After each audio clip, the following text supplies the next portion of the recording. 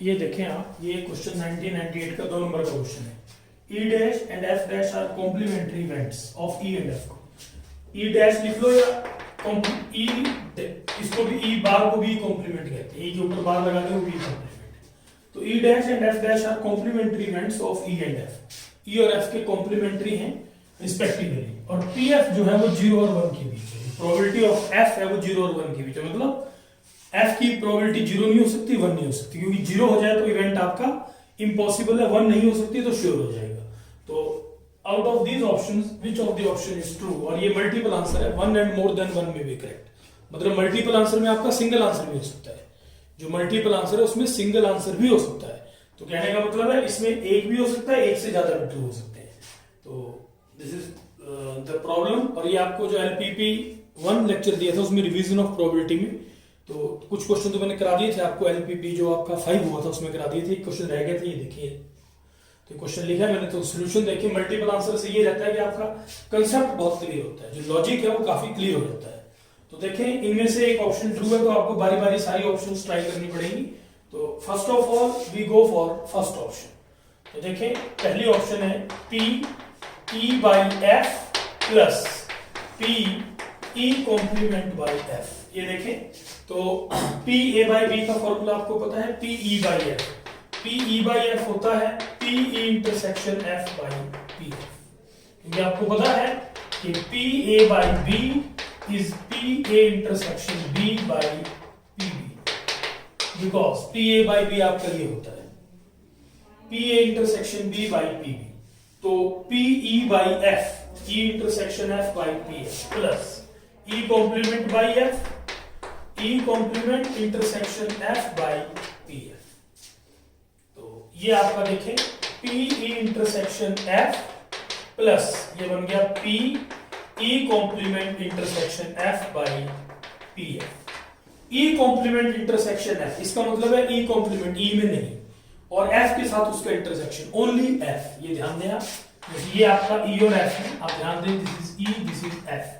तो E complement E में नहीं, ये आपका पूरा यूनिवर्सल है, आप ध्यान दें E में नहीं, फिर F के साथ उसका इंटरसेक्शन, तो E में नहीं मतलब ये सारा, F के साथ इंटरसेक्शन ओनली F। तो ये हुआ आपका F इंटरसेक्शन E कॉम्प्लीमेंट, और क्या होगा F में से E इंटरसेक्शन F घटा दें, तो what you will get here P E intersection F plus E complement intersection F, PF minus P E intersection F, और नीचे आपका PF आ जाएगा, ये कट गया तो PF by PF1, तो it means A option is true। तो इसका A आंसर आपका true है, तो A is the answer। एक आंसर आपका आ गया। दूसरा ऑप्शन देखेंगे, we will go for second option। तो पहली ऑप्शन true है, तो ये ध्यान दें थोड़ा सा, इनमें बारी बारी आपको सारी ऑप्शंस जो हैं you have to verify this, तो ये सारी ऑप्शंस आपको वेरीफाई करनी पड़ेगी। उसके बाद आप दूसरी ऑप्शन देखें, second option is P E by F plus P E by F complement, ये आपकी सेकंड ऑप्शन है। तो E by F क्या होगा ये आपको पता ही है, E intersection F by P F, यहां पर E intersection F complement by PF complement. तो अब आप ध्यान दें थोड़ा सा, व्हाट इज एलसीएम है, तो एलसीएम आपका PF कॉम्प्लीमेंट। एक आप वैसे तो आंसर कुछ भी हो सकता है, मैं नहीं कहता, लेकिन एक रफ आइडिया लग जाता है कि जैसे यहाँ पर F है, नीचे यहाँ पर F है, तो दोनों में नीचे PF आएगा। जब आप इसको खोलेंगे तो P intersection F by PF, इसको खोलेंगे E complement intersection F by PF, तो नीचे PF आएगा। ये तो दिखती बात है कि नीचे P ऑफ F आएगा, लेकिन यहां पर देखें आप, ये PF है, ये PF कॉम्प्लीमेंट है, तो इसमें PF आएगा, इसमें PF कॉम्प्लीमेंट आएगा नीचे, तो मतलब चांसेस हैं कि ये दोनों आंसर आपके ना हो, ये आंसर आपका A और D हो सकता है, क्योंकि नीचे PF कॉम्प्लीमेंट आएगा, तो ऊपर ऐड करने में इजी रहेगा। अब देख लेते हैं, देखिए आपके सामने ये बना, तो इसमें आपके पास क्या आएगा, P intersection F into PF complement plus P intersection F complement into PF। देखिए आप ये बना, तो ऑब्वियसली ये आप अगर ध्यान दें E इंटरसेक्शन F, और ये बन जाएगा 1 माइनस PF, और यहां पर it will B only F, PF minus PE intersection F into PF और नीचे पीएफ इंटू पीएफ कॉम्प्लीमेंट। तो it can't be simplified, further आगे नहीं हो सकता, तो बी ऑप्शन आपका नहीं होगा। तो ध्यान, वही मैंने बात आपको बोली कि नीचे अगर सेम है, एफ है, यहां भी एफ है, तो ये हो सकता है, ये हो सकता है, इसमें एफ कॉम्प्लीमेंट है, तो ये नहीं हो सकता बी। वैसे सी भी नहीं होगा, अगर आप करके देख लें, सॉल्व करके देख लें। Now I go for D. अब आप डी में देखें, डी ऑप्शन में क्या होगा, ध्यान दें थोड़ा सा, what will be happen in D option. तो डी में देखें, P E by F complement, P E complement by F complement, तो ए बाई बी ये बन जाएगा E intersection F complement upon P F complement, ये बन जाएगा E complement intersection F complement by P F complement. तो concentrate करें, इसका क्या मतलब हुआ, इसका मतलब हुआ only E intersection F complement F में नहीं, एफ के अलावा with intersection E, only E. तो E minus E intersection F, only E, P E minus PE intersection F upon PF complement plus A complement intersection B complement, use De Morgan law, E union F का complement. De Morgan law में E union F का complement, you will get this E union F complement. अब आप ध्यान दें थोड़ा सा next इसमें, what will happen, so this will be PE minus PE intersection F plus complement का मतलब 1 minus PE union F upon नीचे आएगा PF complement, only F नहीं, F complement मतलब F नहीं। अब ये आगे सिंप्लीफाई होगा, देखना, this will be PE minus PE intersection F plus 1।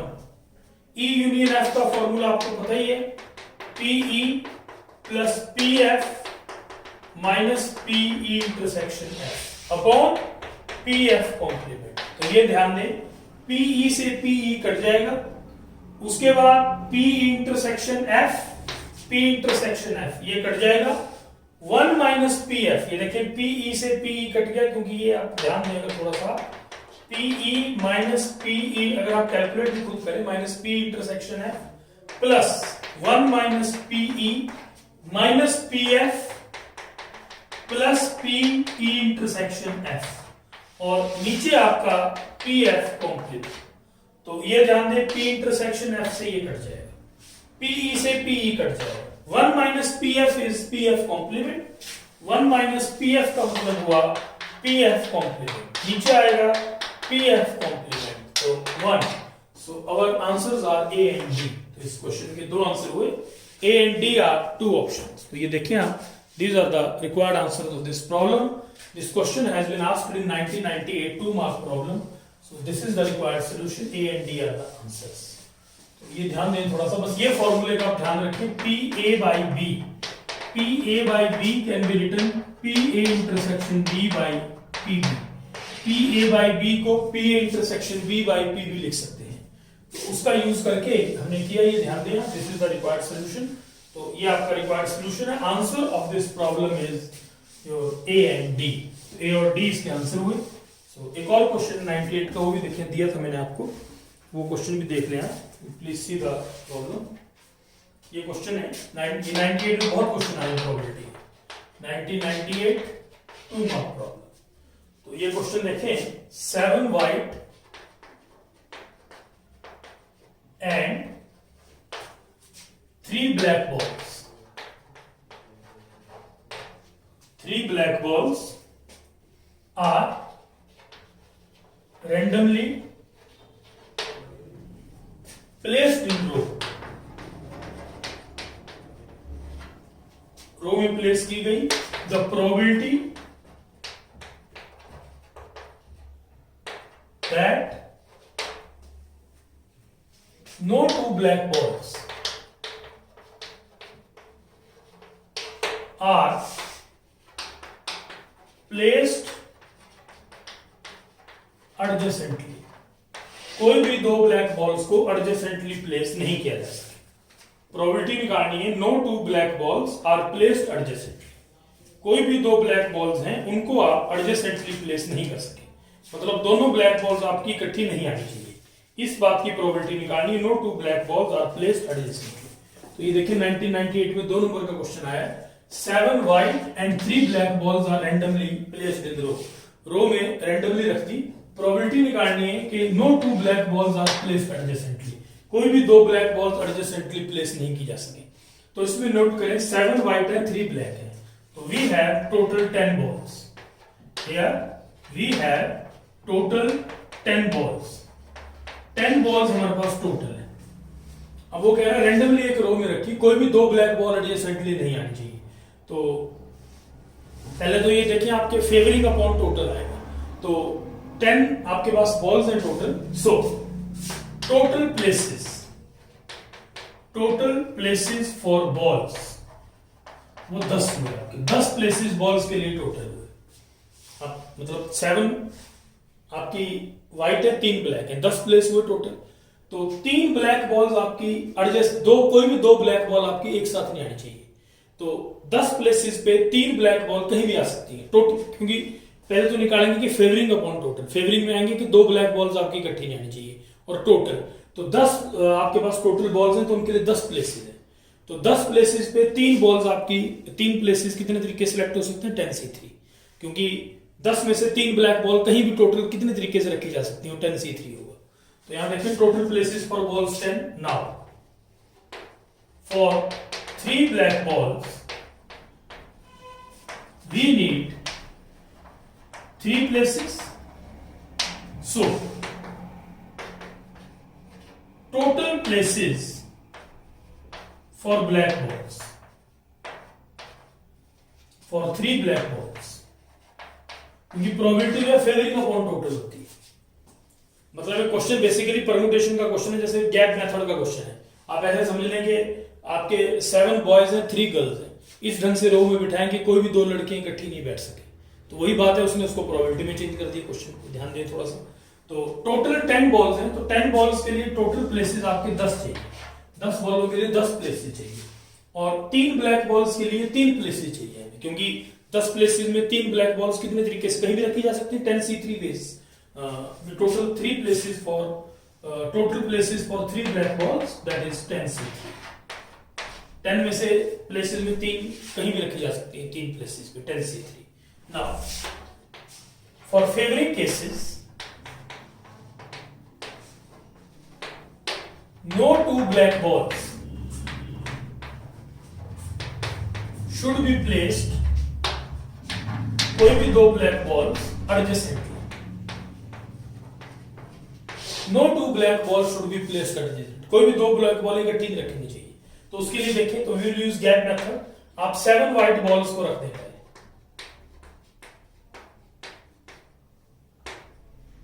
ये देखिए आप 7 व्हाइट बॉल्स आप रख दें पहले, W1 W2 W3 W4 W5 W6 W7, 7 white balls आपने रख दी। अब मतलब 10 है वैसे तो टोटल, लेकिन पहले 10 प्लेसेस हैं, तो उसमें से 3 ब्लैक बॉल्स टोटल कितने तरीके से रखी जा सकते हैं, 10C3 तो टोटल आ गए। अब हमने वो फेवरिंग केसेस निकालने कि कोई भी 2 ब्लैक बॉल्स इकट्ठी नहीं आ सके। अब ध्यान दें, कोई भी 2 ब्लैक बॉल्स इकट्ठी नहीं आ सके, तो कैसे होगा, तो 7 ब्लैक व्हाइट बॉल्स आप रख दोगे, यू पुट 7 व्हाइट बॉल्स।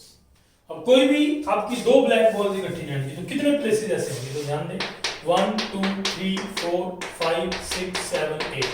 तो जहां मैंने क्रॉस मार्क लगाए हैं, क्रॉस मार्क्ड प्लेसेस, इन क्रॉस मार्क्ड प्लेसेस पे अगर कहीं भी आप ब्लैक बॉल्स रख दें, तो no 2 black balls will be placed adjacent. Now here in this, at cross marked places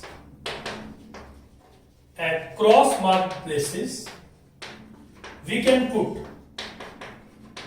black balls, we can put 3 black balls in such a way, 3 black balls को इस ढंग से रख सकते हैं that no 2 black balls are placed adjacent, कोई भी 2 black balls adjacently place नहीं की जा सकती। ये जो 8 प्लेसेस हैं, इनमें आप ब्लैक बॉल्स रख सकते हैं कि कोई भी 2 ब्लैक बॉल्स adjacently ना है। इसको मैं एक और दोबारा बढ़ा देता हूं, देखिए आप W1 W2 W3 W4 W5, W6, W7, ये 7 वाइट है। तो ये क्रॉस मार्क्ड प्लेसेस आप ध्यान दो, these are the cross marked places. ये वो क्रॉस मार्क्ड प्लेसेस हैं जहां पर मैं, these are the cross marked places at which I can put 3 black balls in such a way that no 2 black balls are placed adjust. कोई भी 2 black balls इकट्ठी नहीं आएंगी। इन क्रॉस मार्क्ड प्लेसेस में मैं ब्लैक बॉल इस ढंग से रख सकता हूं कि कोई भी 2 ब्लैक बॉल्स इकट्ठी नहीं आएंगी। Now total places available for no 2 black balls to be put adjacently। Total places के adjacently नहीं है, वो होंगे आपके 8C3। 8 में से 3 ब्लैक बॉल्स रखनी, कहीं भी रख दें, 8 प्लेसेस में 3 places 8C3। So required probability यहां ध्यान दें। सो रिक्वायर्ड प्रोबेबिलिटी क्या आएगा 8C3 by 10C3। तो ये देखें 8C3 by 10C3, you calculate 8C3 आपको पता है 8 7 6, 3 बार ऊपर 3 बार नीचे, जैसे इसमें 10 9 8 और यहां पर 3 2 1, ये आपका कैंसिल हो गया। तो 8 7 6 नीचे 10 9 8। तो प्लीज कंसंट्रेट, आप ध्यान दें 8 से 8 कैंसिल, तो you get here 7 by 15। तो 7 by 15 is the required answer। तो ये देखें, ये आपका सॉल्यूशन है। तो 7 white and 3 black balls are to be placed, no 2 black balls are placed adjacently। तो required answer of this problem is 7 by 15। This is the solution। आप ये मतलब बेसिकली परम्यूटेशन से क्वेश्चन उठाया, उसको प्रोबेबिलिटी में कन्वर्ट कर दिया। जैसे इसी क्वेश्चन को आप देखें, जैसे आपके एनसीईआरटी में कैसे क्वेश्चन, जैसे 7 बॉयज हैं एंड 3 गर्ल्स, आप इसका परम्यूटेशन में question 7 boys 3 girls, the number, find total number of ways, find, क्योंकि परम्यूटेशन का डायरेक्ट लिंक है probability, total number of ways such that, total number of ways of sitting such that no 2 girls should sit together। कोई 2 लड़कियां इकट्ठी ना बैठे। तो वही है, सबसे पहले क्या करेंगे आप, व्हाट यू विल डू, तो टोटल वेज बनाने, first of all we will use here gap method, we will use here gap method. Gap method इसमें लगेगा। तो क्या करेंगे, first of all arrange 7 boys in a row. 7 boys को row में arrange करें, B1 B2 B3 B4 B5 B6 B7। Arrange 7 boys in a रो।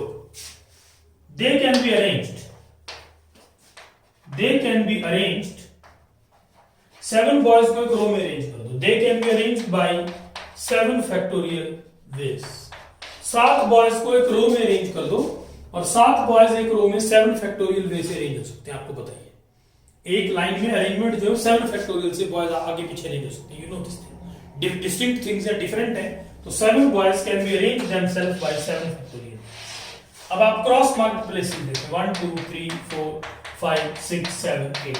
तो 8 cross marked places हैं। आप देखें, यहां पर आप कहीं भी गर्ल्स को बिठा दें तो कोई भी 3 लड़कियां इकट्ठी नहीं बैठ सकती। अब ध्यान दें, now here eight cross marked places, here eight cross marked places, no 2 girls will sit together। कोई भी 2 लड़कियां इकट्ठी नहीं बैठ सकती। क्रॉस मार्क्ड प्लेसेस पे कोई भी 2 लड़कियां इकट्ठी नहीं बैठ सकती। तो 3 लड़कियों के लिए कितने प्लेसेस चाहिए? 3। तो 8 पोजीशंस हैं। 8 में से 3 सीटें कहीं भी सिलेक्ट हो सकती है 8C3 में से। अब सीटें आगे अब लड़कियां बिठानी है, तो 8 में से 3 सीटें 8C3 वे से सिलेक्ट हो सकती हैं। उन पर 3 लड़कियां 3 फैक्टोरियल वे से अरेंज होगी। ना required possible arrangements,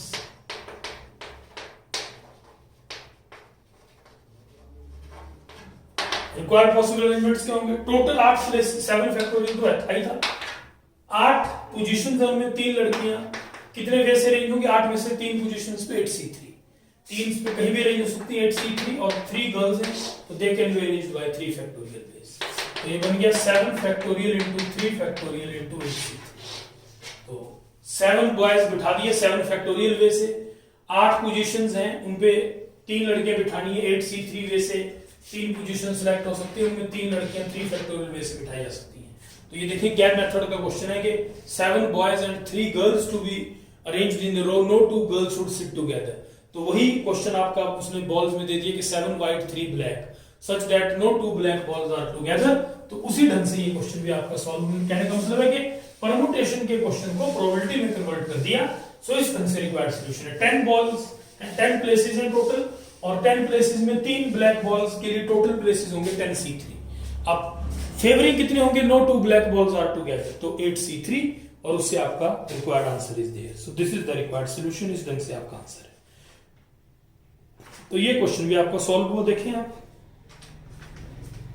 next question you please C, next question आप देखें, ध्यान दें थोड़ा सा। ये आपका क्वेश्चन 1995 का क्वेश्चन है, you please see this problem. ये देखिए 95 का क्वेश्चन है 2 नंबर का। Probability of India winning a test match against West Indies, India West Indies के साथ खेल रहा है तो वेस्ट इंडीज से जीते उसकी प्रोबेबिलिटी हाफ है। दैट इंडिया वेस्ट इंडीज से टेस्ट मैच जीता है तो उसकी हाफ है, हारने की भी हाफ होगी 1 माइनस हाफ। और assuming independence from match to match, assuming independence from match to match, इसका मतलब है एक मैच का दूसरे मैच से कोई लिंक नहीं है, पहले में जीत रहा उसका दूसरे से कोई लिंक नहीं है। वैसे भी अगर ये चीज नहीं भी दी होती तो कई बार क्वेश्चन में एज्यूम करनी पड़ती है। जैसे आपको एक क्वेश्चन कराया था मैंने, टेस्ट में पास होने का दिया है कि एक टेस्ट में पास होने का ये है, दूसरे में ये, तीसरे में ये, तो उसमें मानना पड़ेगा कि पहले में पास हो रहा है उसका दूसरे से कोई लिंक नहीं है। मतलब passing from one test in second test independent है। तो वही बात इसमें है कि assuming independence from match to match, पहले मैच में जीत रहा है उसका दूसरे से कोई लिंक नहीं, दूसरे में जीत रहा है उसका पहले से कोई लिंक नहीं। तो independence from match to match, probability of India winning a test match, test match West Indies से जीत रहा है इसकी प्रोबेबिलिटी हाफ है। Assuming independence from match to match कह रहा है that in a 5 match series India second win occurs at third test, India की जो दूसरी विन हो वो थर्ड टेस्ट में हो, ये बोल रहे हैं इसकी प्रोबेबिलिटी निकालनी। तो 95 में 2 नंबर का क्वेश्चन है, इसमें थोड़ा सा आप ध्यान दें, अगर कंसंट्रेट करें, इसमें कह रहा है कि 5 मैच सीरीज मतलब 5 मैच खेले गए टोटल, उसमें जो इंडिया दूसरी बार जीता वो तीसरे टेस्ट में जीते, तीसरे टेस्ट मैच में जीते। तो कहने का मतलब है मैच टोटल 5 खेले गए, वो कंफ्यूजिंग पॉइंट है कि 5 मैच खेले गए, वो जो 10 खेले जो 20 खेले, 5 की जगह 10 खेले 20 खेले, लेकिन वो कह रहा है कि जो दूसरी उस प्रोबेबिलिटी क्या निकालनी है आपने कि जो दूसरी बार वो जीता वो तीसरे टेस्ट में जीता, second win occurs at third test. कहने का मतलब है दूसरी बार जो जीता वो तीसरे टेस्ट में जीता। तो इस बात की प्रोबेबिलिटी निकालनी, तो 2 तरीके से आप देखिए, इसमें 5 मैच का कोई यूज नहीं होगा क्योंकि आपको सिर्फ ये बताना है कि जब तीसरा टेस्ट हुआ तो उसका दूसरी जीत हुई, सेकंड बार वो जीता। तो कहने का मतलब है 5 खेले 10 खेले 20 खेले उससे कोई फर्क नहीं पड़ता, ध्यान दें थोड़ा सा। तो 2 तरीके से क्वेश्चन देखिए, बाइनोमियल डिस्ट्रीब्यूशन से हो जाएगा क्योंकि दिस इज बर्नौली ट्रायल। तो इसका एक सिंपल मेथड देखें, required probability, second win occurs at third test. मान लो पहली बार जीत गया और पहली बार जीत गया, दूसरी बार उसको हारना पड़ेगा क्योंकि दूसरी जो जीत हो थर्ड टेस्ट में होनी चाहिए, और हो सकता है ये भी हो सकता है कि पहली बार हार गया, सेकंड विन दूसरी बार जो जीतेगा, 2 बार जिताना है तो तीसरे टेस्ट में जीते, दूसरी बार जीत गया तीसरी बार फिर जीत गया, तो दे आर म्यूचुअली एक्सक्लूसिव, ये होगा तो ये नहीं होगा, ये होगा तो ये नहीं होगा। मतलब पहला जीत गया क्योंकि सेकंड विन जो उसकी होगी वो तीसरे टेस्ट में होगी, तीसरे मैच में दूसरी बार जीतेगा, तो पहले में जीत गया दूसरे में हार गया तीसरे में जीत गया, या पहले में हार गया दूसरे में जीत गया तीसरे में जीत गया। तो दे आर म्यूचुअली एक्सक्लूसिव, अगर म्यूचुअली एक्सक्लूसिव है तो it will be converted into plus. अब independence from match to match, match to match उसका इंडिपेंडेंस से कोई फर्क नहीं पड़ रहा, पहले मैच का दूसरे से कोई लिंक नहीं है। तो व्हाट डज इट मीन, पहले विन लूज की भी हाफ होगी, विन की भी हाफ होगी। इधर आप देखें लूज की हाफ, विन की हाफ, विन की हाफ, तो 1/8 प्लस 1/8 1/4, तो रिक्वायर्ड प्रोबेबिलिटी इज 1/4, ये आंसर है। देखिए ध्यान दें। अच्छा, अगर आप इसको बाइनोमियल डिस्ट्रीब्यूशन से करें तो वो भी हो जाएगा, आपके मिसलेनियस के क्वेश्चन में मैंने आपको कराया था। अब इसमें मेन ये चीज है कि 5 मैच सीरीज, इसका कोई यूज नहीं है कि 5 मैच की सीरीज में सेकंड जो विन है वो थर्ड टेस्ट में हो, ये कह रहा है। तो इसका कोई यूज नहीं होगा कि 5 मैच खेले उसने, क्योंकि वो कह रहा है कि दूसरी बार जो जीता वो तीसरे टेस्ट में जीता। Second win occurs at third test, दूसरी बार जो जीता वो तीसरे टेस्ट में जीता। तो कहने का मतलब है तीसरे टेस्ट में उसकी दूसरी जीत हुई, तो 3 टेस्ट तक बात आई, सेकंड बार वो तीसरे टेस्ट में जीता। तो इसको दूसरे ढंग से किया जा सकता है, that is required probability. 1 win at 2 test matches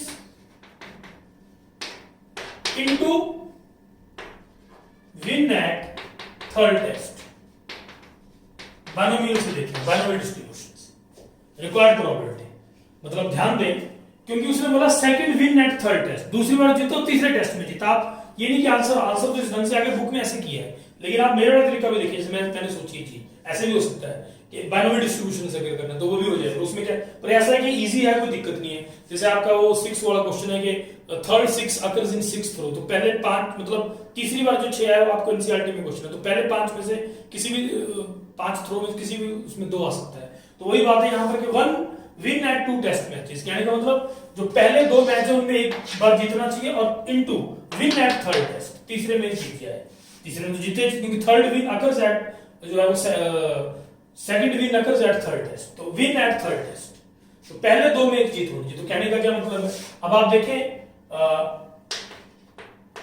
total matches before second win, दूसरी बार जीतने से पहले 2 मैच खेले गए, तो बाइनोमियल डिस्ट्रीब्यूशन क्या बनेगी, फेलियर भी हाफ है, सक्सेस भी हाफ है, क्योंकि 1/2 है। तो 1/2 प्लस 1/2 2, क्योंकि 2 मैच खेले। तो कहने का मतलब है second win occurs at third test, दूसरी जीत हो तीसरे टेस्ट में हो, तो पहले 2 में उसकी एक बार जीत होनी चाहिए, एक बार जीतना चाहिए वो। तो बाइनोमियल डिस्ट्रीब्यूशन बनी फेलियर प्लस सक्सेस की एन। अब इसका मतलब फेलियर प्लस सक्सेस की एन, तो रिक्वायर्ड प्रोबेबिलिटी होगी second win occurs at third test, मतलब इनमें एक बार, ये जो बाइनोमियल डिस्ट्रीब्यूशन बनी 2 मैचों में एक बार जीतना चाहिए वो। तो क्योंकि बर्नौली ट्रायल है, तो फेलियर प्लस सक्सेस की एन हो गया, तो 1/2 प्लस 1/2 की 2, तो P1 into हाफ। इसमें P1, ये जो आपके 2 मैच खेलने 2 में एक बार जीतना चाहिए वो, फेलियर प्लस सक्सेस की हाफ कर दिया, इसमें निकालने आप P1 का मतलब इस बाइनोमियल की ये आपकी सेकंड टर्म होगी, तो दैट विल बी 2C1 1/2 की 2। 1/2 की 2 क्यों होगा वो आपको पता ही है, क्योंकि दोनों बार फेलियर सक्सेस आपका सेम है, इनटू 1/2। तो what you will get here 2/8, that is 1/4। इस ढंग से आंसर आपका 1/4 है। तो ये जरूरत पर इसमें था, इसमें ऐसे इजी हो जाएगा, क्योंकि इसमें कोई ज्यादा लंबी चौड़ी कैलकुलेशन है, इसलिए ऐसे नहीं किया इसने। तो कहने का मतलब है कि 1 विल अकर एट 2 मैचेस, जो एक पहली बार जीता 2 में से 2 मैच खेले, उसमें से एक बार जीतना चाहिए वो, तो वो निकाल लो, into win at third test, तीसरी बार जीता हाफ। तो इस ढंग से हो जाएगा। कहने का मतलब जो 5 मैच उसने बोले कि 5 मैच खेले, इसका कोई इतना यूज नहीं है, 5 मैच खेले तो 5 बार मैच खेले, क्योंकि third win occurs in second test, तो दूसरी मतलब जो थर्ड टेस्ट में second win occurs at third test, तीसरे मैच में दूसरी बार जीता।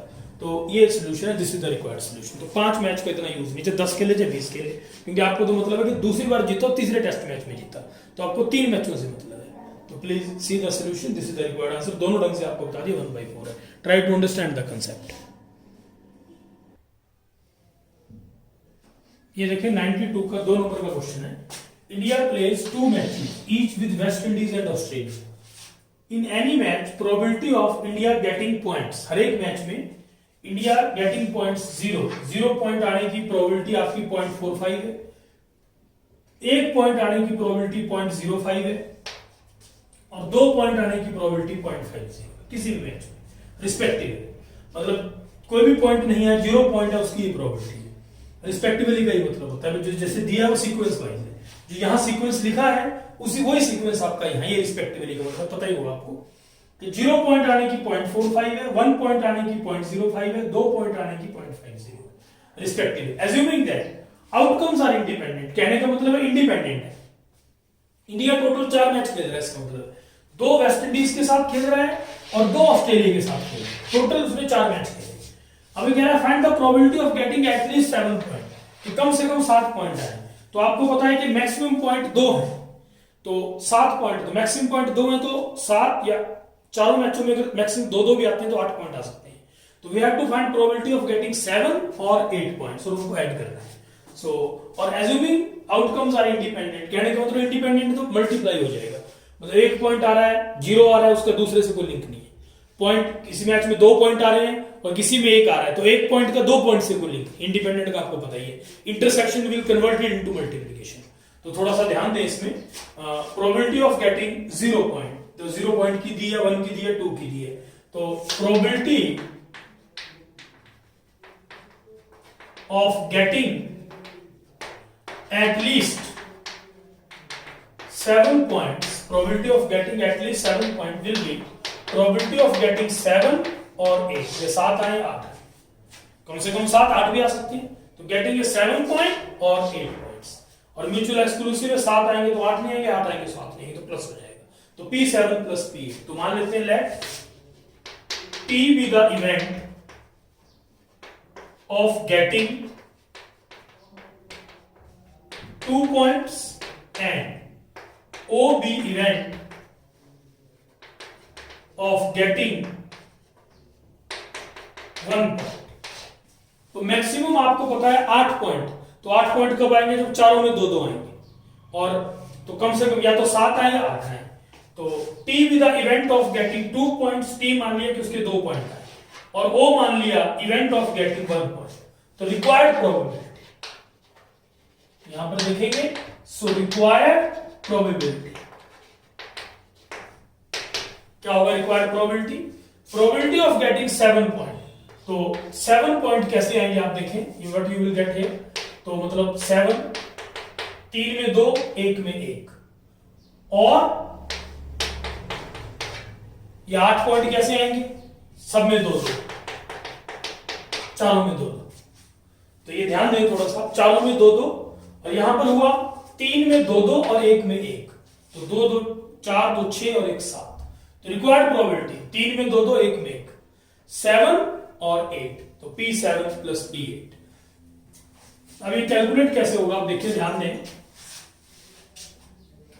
3 में 2 2, तो ये देखिए T T T O, तो 4 हो गए, 3 में 2 2 है, तो अब आप ये आपको पता ही है कि इसका तो एक ही तरीका है कि चारों में 2 2 है, तो एक ही वैसे रहेंगे, लेकिन आगे पीछे हो सकता है, क्योंकि 3 में 2 2 4 बार खेला, 3 में 2 2, तो ये आपके पास, अब इसके देखो कितने बढ़ेंगे टोटल, जैसे 4 मैचों में 3 में 2 2, 1 में आपका 1, तो इसके टोटल और क्या हो सकता है, तो हो सकता है TO TT, आप समझने की कोशिश करें, और क्या हो सकता है आपका OTT, ये भी हो सकता है, और अरेंजमेंट क्या हो सकता है आपका PTOT, तो ये 4 तरीके से हो सकता है, आप ध्यान दें, 4 तरीके से आपस में अरेंज करो, मतलब जैसे मैच टू मैच इंडिपेंडेंस है, जैसे पहले तीनों मैचों में 2 2 आगे, 1 में आपका 1 आया, ये हो सकता है पहले में आपका 2 आगे, फिर 1 आया, फिर 2 2 आगे, तो इट कैन टोटल अरेंजमेंट, तो ये कितने वैसे अरेंज हो सकता है, 3 मैचों में उसके 2 2 पॉइंट है, तो 2 पॉइंट आने की जो प्रोबेबिलिटी है दैट इज 0.50, तो कहने का मतलब है 0.50, इंडिपेंडेंट है तो मल्टीप्लाई होगा 0.50,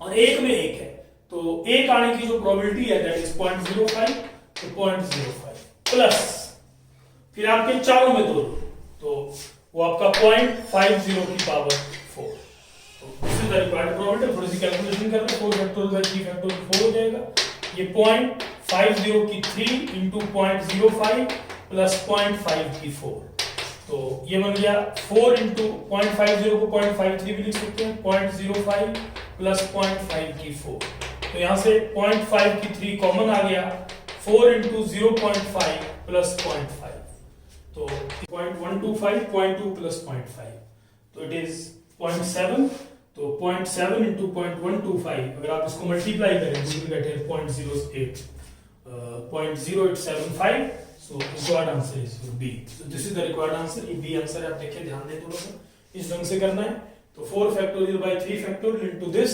क्योंकि इसमें से अरेंज होगा, और 0.50 की 4, क्योंकि मल्टीप्लाई क्यों होगा, क्योंकि इंडिपेंडेंट है, T T T मल्टीप्लाई होगा, ये आंसर है, so this is the required solution of this problem। ये देखिए 100 आइडेंटिकल पॉइंट, कैसे पॉइंट है, ईच विद प्रोबेबिलिटी P, हर एक की probability P of showing heads, मतलब हर एक कॉइन की हेड शो करने की प्रोबेबिलिटी P है, एक बार फेंकेगा देयर टॉस्ड वंस, P0 और 1 के बीच है and probability of heads showing on 50 coins, 50 coin पे जो हेड आए उसकी probability is equal to probability of head showing on 51 coins, 51 coins पे हेड आए तो P की वैल्यू बतानी है। तो देखिए 100 आइडेंटिकल कॉइन्स, एक जैसे कॉइन्स हैं सारे, each with probability P, head आने की प्रोबेबिलिटी हर एक कॉइन पे P है, वो साफ क्लियरली कह रहा है each with probability P of showing heads, मतलब हर एक कॉइन पे हेड आने की प्रोबेबिलिटी, और आइडेंटिकल कॉइन्स एक जैसे कॉइन्स हैं, ये नहीं कोई डिफरेंस कर सकते उनमें, एक टॉस्ड वंस या एक कॉइन को 100 बार फेंके या 100 आइडेंटिकल कॉइन्स आप एक ही बार फेंके, दोनों का एक ही मतलब है। एक कॉइन को आप 100 बार फेंका आपने एक कॉइन को, या 100 आइडेंटिकल कॉइन्स एक जैसे कॉइन्स हैं सारे, उनको आपने एक बार फेंका, one and the same thing, n 100 हो गया इसमें। P0 और 1 के बीच है, ना तो ये आपका 1 हो सकता ना 0 हो सकता, ये क्लियर कर। हेड आने की प्रोबेबिलिटी उस कॉइन पे, सिंगल कॉइन पे P है, तो प्रोबेबिलिटी ऑफ हेड्स 50 कॉइन पे हेड आए is equal to probability of head showing on 51 coins, तो P की वैल्यू बतानी है। तो here P probability of showing head, probability of showing head ये P है। Let Q probability of not showing head, तो Q हो गया कि हेड नहीं है, probability of not showing head तो Q हो गया, that is P plus Q1, P plus Q1 होगा, ये गिवन है आपको probability of showing head. Also 100 coins are tossed, 100 coins are tossed once, 100 coins एक ही बारी में फेंके गए, या एक कॉइन को 100, तो 100 coins एक ही बारी में फेंके गए, समझे आप। 100 coins काफी इंपॉर्टेंट क्वेश्चन आ सकता है, क्वेश्चन जेई मेंस में 1988 का क्वेश्चन आईआईटी का बायनोमियल डिस्ट्रीब्यूशन का क्वेश्चन, आप देखें 100 coins are tossed once, एक ही बारी में 100 coins फेंके गए, तो P प्लस Q1 हो गए, तो आपको पता है बर्नौलीज ट्रायल होंगे, क्योंकि जब भी हर एक सिक्के पे हेड आने की प्रोबेबिलिटी का दूसरे से कोई लिंक नहीं होगा, हर एक सिक्के पे हेड आने की प्रोबेबिलिटी P रहेगी, क्योंकि this is Bernoulli trial, probability of showing head and probability of not showing head in each of the coin is same. 100 सिक्के आपने फेंके, हर एक कॉइन पे हेड आने की और हेड ना आने की प्रोबेबिलिटी सेम है, तो बर्नौली ट्रायल ही बन गया, एक कॉइन को 100 बार फेंके, 100 सिक्के एक बार फेंक दे, तो क्वेश्चन आपका बर्नौली ट्रायल का ही बन गया। तो कहने का मतलब बस वही बात है कि आप समझने की कोशिश करें कि 100 सिक्कों को एक बार फेंका गया, तो अब कह रहा है कि उसमें से 50 कॉइन्स जो हैं, 50 कॉइन्स पे हेड आया is equal to probability of getting head on 51 coins, या अगर आप एक ही सिक्का 100 बार फेंकते हैं तो probability of getting head 50 times. 100 सिक्के आपने एक बार फेंके, probability of showing head on 50 coins, एक ही बात है, मतलब एक सिक्के को 100 बार फेंका तो 50 बार हेड आए, या 100 सिक्के एक बार फेंके उनमें 50 हेड आए, one and the same thing, तो वही बात बन गई, इसको कंफ्यूज नहीं हो, बर्नौली ट्रायल बन गया, एक ही सिक्के को आपने 100 बार फेंका तो 50 बार हेड आए, या 100 सिक्के आपने एक बार फेंके उनमें 50 पे हेड आए, तो कहने का मतलब बाइनोमियल डिस्ट्रीब्यूशन जो बनेगी that will be failure plus success की n 100 हो जाएगी। तो P उसने हेड आने की दी है, Q is not showing head, तो obviously Q will be 1 minus P, लेकिन पहले P50 निकालेंगे, P50 is equal to P51, तो P50 का मतलब होगा इट इज, P50 का मतलब होगा इस बाइनोमियल की 51st टर्म होगी, ये जो बाइनोमियल आपको दी हुई है इस बाइनोमियल की 51st टर्म होगी, और जो P51 है इस बाइनोमियल की 52 टर्म होगी, मैंने आपको पहले क्लियर किया था। इसमें टोटल 101 टर्म्स होंगी, तो जो 101 टर्म्स होंगी, जो पहली टर्म होगी that will give 0 success, second term will give 1 success, तो P50 it means 51st term will give 50 successes, तो कहने का मतलब 151st टर्म इस बाइनोमियल की 51st टर्म, तो 51st होगी तो 100 से 50 आएगा, और यहां पर क्या आएगा Q की पावर 50 P की पावर 50, क्योंकि दोनों 50 है, ये 50 मतलब 51 सक्सेसेस का मतलब है इस बाइनोमियल की 52 टर्म होगी, तो 100 से 51, Q की पावर 100 माइनस 51 49, और P की पावर 51, P की पावर आपकी 51 होगी।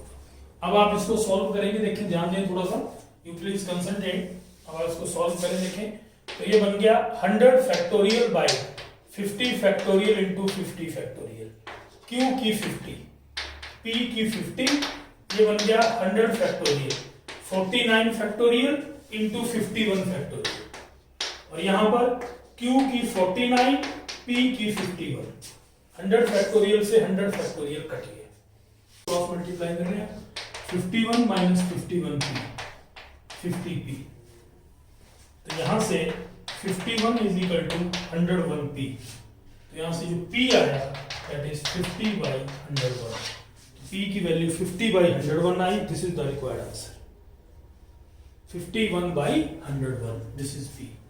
तो ये सॉल्यूशन आप देखें, ध्यान दें, तो वही बात है कि 50 कॉइन्स पे हेड आया या एक कॉइन को 100 बार फेंका तो 50 हेड्स आए, one and the same thing, उसी ढंग से बाइनोमियल डिस्ट्रीब्यूशन लिख के this is the required solution, और उस ढंग से आपका रिक्वायर्ड सॉल्यूशन। ये क्वेश्चन आपका सॉल्व हुआ 1988 में, this is the required solution of the problem. तो ये देखिए 2012 का क्वेश्चन है, आईडी का x and y are two events, multiple answer है, सच दैट ये फार्मूला बेस्ड है, इसमें कहने का मतलब सिर्फ फार्मूला लगेगा, px by y, conditional probability of x when y has occurred half, conditional probability of y when x has occurred 1/3, px intersection y, x and y 1/6, which of the following is correct, x union y 2/3, x and y are independent, x and y are not independent, x complement intersection y, इसका मतलब है only y, x complement intersection y का क्या मतलब है, only y, तो only y, तो इनमें से आपका मल्टीपल आंसर में सिंगल भी हो सकता है, एक से ज्यादा भी करेक्ट हो सकते हैं, वन और मोर देन वन में भी करेक्ट। तो इसमें आप देखें कि कौन कौन से फॉर्मूले यूज होंगे, आप नोट करें, आपको पता ही है the formula use PA by B, आपको पता ही है PA by B क्या होता है, PA intersection B by PB, PB by A क्या होता है, अगर PB by A की बात करें तो ये होता है A intersection B by PA, PB by A आपका ये होता है, और एक आपका ये यूज होगा PA union B, that is PA plus PB minus PA intersection B, A union B, ये है PA by B, आपको पता है A intersection B by PB, PB by A ये, एंड इफ, क्योंकि देखिए आईआईटी में मल्टीपल कंसेप्ट क्वेश्चन आता है जिसमें काफी कंसेप्ट यूज होते हैं, if A and B are independent, ये चीज आपको पता होनी चाहिए कि अगर A और B इंडिपेंडेंट है, then if A and B are independent, PA intersection B equal to PA into P, अगर A और B आपके इंडिपेंडेंट हो तो PA intersection B, PA and B are independent, PA intersection B PA into PB होना चाहिए, आपको पता है। तो ये कंसेप्ट इस क्वेश्चन में यूज होंगे, मल्टीपल कंसेप्ट क्वेश्चन है ये, PA by B आपको पता है, PA intersection B by PB, PB by A, PA intersection B by PA, PA union B, PA plus PB minus PA intersection B आपको पता है, और अगर A और B इंडिपेंडेंट है तो ये होना चाहिए। तो अब आप देखें कैसे ये सॉल्व होगा, प्लीज कंसंट्रेट। तो सबसे पहले आपका इसमें हमने वेरीफाई करना है कि कौन कौन से आंसर होंगे, क्योंकि P इंडिपेंडेंट के लिए आपको, जैसे इसमें A इंटरसेक्शन B है तो you have to find A intersection B तो दिया, लेकिन आपको इंडिपेंडेंट का ऑप्शन दिया उसने कि इंडिपेंडेंट है नहीं है, तो you have to calculate PX और PY, तो वो देखो कैसे आएगा, PX by Y, ये होगा PX intersection Y by PY, PX by Y half दिया है, PX intersection Y उसने 1/6 दिया है, P of Y, तो P of Y जो आएगा that is 1/3, we got one answer 1/3। अब आप क्योंकि इंडिपेंडेंट के लिए आपको PX PY निकालने पड़ेंगे, अब आप PX by Y लें, PX by Y that is PX intersection Y by PY, PY आपका आ गया, तो PY we have calculated, now you calculate PY by X, ये तो आ गया हमारा PY by X, PY by X होगा X intersection Y upon PX, आप Y intersection X लिखें, X intersection Y लिखें, उससे फर्क नहीं पड़ता, PY by X उसने 1/3 दिया, देखें 1/3, X intersection Y 1/6 है, तो नीचे P of X, यहां से P of X आपका हाफ, तो ये नंबर 2 हो गया। From 1 and 2 PX into PY that is 1/6, वो 1/6 है and that is equal to PX intersection Y, PX into PY, PX intersection Y के बराबर आ रहा है, PX into PY, तो इसका मतलब है तो दे आर इंडिपेंडेंट, तो ये आंसर आ गया इसका, they are independent. Independent prove हो गया। उसके बाद पी एक्स यूनियन वाई, इसका फॉर्मूला आपको पता है, P X plus P Y minus P X intersection Y. तो P X union Y we are getting 2/3, तो ये भी होगा। X and Y are independent पहले प्रूव कर दिया, और आपका ये भी कर दिया कि आपका पी एक्स यूनियन वाई 2/3 है। तो सी तो नहीं होगा क्योंकि डिपेंडेंट का बचा डी ऑप्शन, तो डी को देखें तो सारे ऑप्शन देखने पड़ते हैं मल्टीपल आंसर में। डी है आपका एक्स कॉम्प्लीमेंट इंटरसेक्शन वाई, इसका मतलब है ओनली एक्स। ओनली एक्स का मतलब क्या होगा, only Y, X complement X नहीं, X complement intersection Y, Y और एक्स कॉम्प्लीमेंट में कॉमन, एक्स कॉम्प्लीमेंट मतलब एक्स नहीं, तो ओनली वाई, तो that is P Y minus P X intersection Y. तो पी वाई 1/3 है और पी एक्स इंटरसेक्शन वाई 1/6 है। तो 6 2 माइनस 1 दैट इज 1/6, तो 1/3 है तो नहीं होगा, तो दो आंसर होंगे A and B. So required answers are A and B. तो ए और बी इसके रिक्वायर्ड आंसर है, आप नोट करें, A and B are the required answers of this problem. So this is the required solution of this problem. ये question आपका solve हुआ। So that's all about today's lecture. और इसके बाद आपके एक लेक्चर में और करूंगा इस पर, उसमें थोड़े से और क्वेश्चन, अच्छे क्वेश्चन करा दूंगा और आपका ये पूरा क्लोज हो जाएगा, बाइंड अप हो जाएगा। That's all about today's lecture.